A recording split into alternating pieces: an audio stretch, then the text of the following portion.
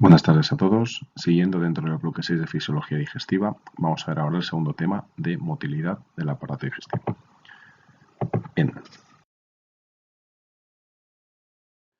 ¿Y en qué consiste la motilidad del aparato digestivo? Bueno, en la clase anterior habíamos visto que el alimento, cuando es ingerido, tiene que pasar por varios procesos de ruptura, de fragmentación mecánica y de digestión enzimática, ¿vale? O sea, primero se rompería el alimento en fragmentos más pequeños y luego se adicionarían unas enzimas que producirían unas sustancias, en este caso pues ya nutrientes, que serían absorbidos por nuestras células. Hay dos partes entonces. Por un lado tenemos dentro de la digestión, por un lado tenemos la digestión mecánica y por otro lado tenemos la digestión química. En este tema nos vamos a centrar en la digestión mecánica y en la motilidad del aparato digestivo que la hace posible. Bien, digestión mecánica. Bueno, pues para que haya una digestión mecánica tiene que haber una contracción y relajación de las paredes esfínteres del tracto digestivo, porque ya hemos visto en el tema anterior que el tubo digestivo tiene paredes con músculo, pero también tiene otras zonas donde, digamos, se pasa de una estructura a otra, que se llaman esfínteres. Los esfínteres son engrosamientos en la capa muscular que se pueden abrir o cerrar en función de la necesidad en ese momento. Bien, esto parece de cajón, pero para que haya una contracción tiene que haber una despolarización. Perdón. ¿Cómo se produce la despolarización del tubo digestivo? Bueno, en el tubo digestivo lo que hay son unos potenciales de membrana que van oscilando, ¿de acuerdo? Van oscilando por canales de calcio que se abren, que se cierran, originados en las células intersticiales de Cajal. Estas células actúan como parecido a lo que sean las células marcapasos del nodo sinusal, que generan un potencial de acción ellas mismas. Bueno, estos potenciales de membrana van oscilando hasta que alguno de ellos llega al umbral. Cuando llega al umbral se produce una espiga. Esa espiga produce una contracción. Si la llegada al umbral es más prolongada, se producirán más espigas, que producirán una contracción un poquito mayor. Si la célula muscular alcanza el umbral y lo mantiene en el tiempo, se van a producir salvas de espigas que van a producir contracciones más intensas. La frecuencia de estas espigas va a oscilar entre 3 y 12 por minuto dependiendo del punto del tramo del tubo digestivo en el que nos encontremos. Bien, las espigas, como ya hemos dicho, son despolarizaciones de membrana y por tanto van a generar una contracción de esta. Bien, vamos a empezar por el principio. El alimento llega a la boca y lo masticamos. Bien, ¿para qué sirve la masticación? Pues por un lado, está aquí en la parte central, lo que hacemos es romper los alimentos en partículas más pequeñas. Los mezclamos con la saliva, que lo lubrica para facilitar la dilución, pero además inicia la digestión de hidratos de carbono y de lípidos con la mielasa salival y con la lipasa lingual. Bien, la deglución inicialmente tiene una parte voluntaria, es básicamente el paso del alimento de la arcada dental hacia la faringe, y como he dicho tiene tres partes. Una parte voluntaria, que es la etapa oral, formamos un bolo en el centro de la lengua y lo impulsamos hacia atrás. Una vez el bolo alimenticio llega aquí, ya a la faringe, ya el control es involuntario. El paladar tracciona de tal forma que ya el alimento no puede volver hacia atrás, la epiglotis se cierra para evitar que haya una aspiración de este alimento a las vías respiratorias y se relaja el esfínter esofágico superior, ¿vale? Este que está aquí para hacer que pase el alimento al esófago. La etapa esofágica, cuando el alimento llega también al esófago, pues es, como os podéis imaginar, pues también involuntario. Bien, ¿qué pasa cuando el alimento llega al esófago? Cuando el alimento llega al esófago, se relaja el esfínter esofágico superior, pasa el alimento y se vuelve a cerrar. Entonces, aquí se va a producir una contracción peristáltica primaria que va a empujar progresivamente, se va a ir produciendo, va a ir bajando, va a ir como exprimiendo, en este caso el esófago, haciendo que baje el bolo alimenticio hasta el esfínter esofágico inferior. Una vez llega aquí, se va a relajar y el alimento va a pasar al estómago. ¿Qué pasa si el alimento se queda atascado? Pues se va a producir otra onda peristáltica de rescate en el punto donde se ha atascado el alimento, que intentará bajarla y progresarlo hasta el estómago. Bien, el estómago, nos acordamos de la clase anterior, tiene tres capas musculares, la longitudinal externa, una circular media y una oblicua interna. Sus partes serán fundus, cuerpo y antro, con el esfínter pilórico, esfínter esofágico inferior y finalmente con el duodeno. Bueno, las fases de la motilidad gástrica son tres: relajación, mezcla y distensión y vaciado gástrico. Vamos a verla. Bien, ¿qué es lo que pasa? ¿Qué es la relajación? Bueno, llega el alimento al estómago. Entonces, ¿qué va a pasar? Bueno, pues va a dar unas aferencias al troncocéfalo y estas aferencias van a producir una distensión. Esta distensión va a aumentar hasta 1,5 litros la capacidad del estómago. Y todo esto está mediado por un reflejo vasovagal involuntario.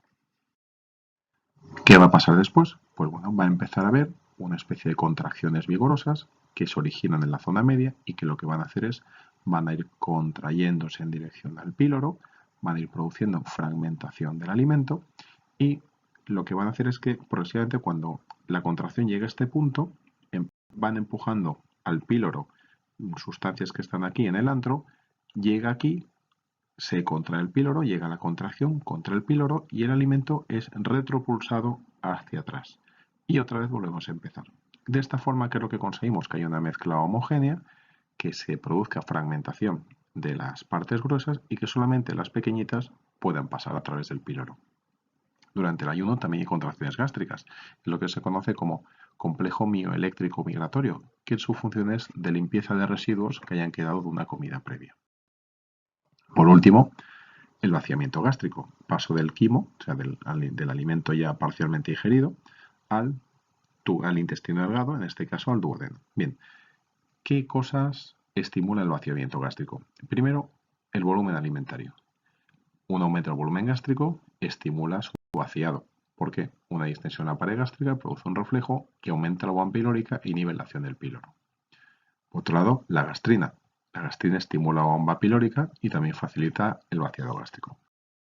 Bien, y como todo en el cuerpo, tiene su parte activadora y también tiene su parte inhibidora. ¿Qué inhibe el vaciamiento gástrico? Bien, primero el contenido en grasa. Perdón. Cuando los ácidos grasos llegan al duodeno, se segrega colecistoquinina. Esta colecistoquinina reduce la tasa de vaciamiento gástrico. ¿Por qué? Porque digamos que es como una información que tiene el estómago, como que hay ácidos grasos en el duodeno y no me envíes más hasta que no digiera estos. Entonces, la colecistoquinina, primeramente, va a reducir la tasa de vaciamiento gástrico, por ese tema que hemos comentado. Por otro lado, la acidez. Si hay acidez en el duodeno, es decir, cuando los alimentos se mezclan con el ácido del estómago y finalmente estos pasan a duodeno, se produce una caída del pH en el duodeno. Esta caída de pH informa al estómago de que hay alimento que está pasando a duodeno y para que no pase más y se pueda producir una potencial lesión, se produce una inhibición del vaciado gástrico. Bien, ¿cuál es la finalidad de la motilidad intestinal? Ya estamos en el intestino delgado. Pues son dos, básicamente, digerir nutrientes y absorber nutrientes. Primero lo que hace es mezclan el quimo para generar una masa homogénea, ¿vale? Por otro lado, la mucosa intestinal habíamos visto que tiene un borde en cepillo, que se llama, que son vellosidades que lo que hacen es aumentar la superficie de intercambio, de tal forma que el quimo se expone completamente contra la pared intestinal y ahí es donde se va a producir la absorción de nutrientes. Por último, van propulsando el quimo no absorbido hasta el intestino grueso. Bien, lo que habíamos comentado se produce de esta forma. Hay dos tipos de contracciones de segmentación y contracciones peristálticas. Las contracciones de segmentación, lo he intentado representar aquí, lo que van a hacer es ir mezclando las diferentes partes que pudieran haber dentro del intestino delgado hasta generar una mezcla bastante homogénea. Esta mezcla, paralelamente, se va a ir desplazando con este tipo de contracciones. ¿Y qué es la válvula ileocecal? La válvula ileocecal es la válvula que se encuentra al final del ilion, al final del intestino delgado. La función es evitar el reflujo de heces otra vez hasta intestino delgado. Bien, y llegamos al intestino grueso. ¿Y cómo se va a mover el intestino grueso? Pues va a tener dos tipos de movimiento. Por un lado, contracciones de mezcla o segmentales, similares a las que hemos visto, mediadas por las austras, que se van a producir fundamentalmente en el ciego y en el colon proximal, en esta parte de aquí, ¿vale? Finalmente, en cualquier parte del intestino grueso van a producirse movimientos de propulsión o de masa que van a ir movilizando las heces hasta el colon sigmoide y rectos. ¿Qué es lo que va a hacer el colon? Pues absorber, entre otras cosas, va a absorber agua y electrolitos, por lo cual el quimo se convierte en una masa semisólida que finalmente forma las heces. Bien, ¿qué reflejos puede haber también? Pues bueno, pues una distensión de estómago y duodeno va a producir los reflejos gastrocólico y duodenocólico. ¿Qué quiere decir esto? La presencia de nutrientes en estómago y duodeno va a estimular el movimiento de heces a lo largo del colon. Esto es muy evidente en niños pequeños, en bebés, que después de comer pues suelen tener pues, una deposición. Por último, la defecación es la exteriorización de las sustancias del tubo digestivo que ya no nos sirven, o los productos del metabolismo de los nutrientes. Cuando el recto se llena al 25% de su capacidad, se siente la necesidad de deponer o de defecar, ¿vale? 25%. Puede admitir más, pero a partir de este llenado ya se produce la necesidad de defecar. Y hay dos esfínteres, uno que es el externo, que es voluntario, con el que digamos que regulamos o elegimos el momento en el que expulsar las heces, y un esfínter interno que es involuntario, que se abre cuando llegan las heces al recto. Y nada más. Importante, las sondas lentes, los potenciales de espiga, entender muy bien las etapas del ciclo digestivo, para qué sirven, y por supuesto saber diferenciar las sondas de mezcla y las sondas peristálticas. Muchas gracias.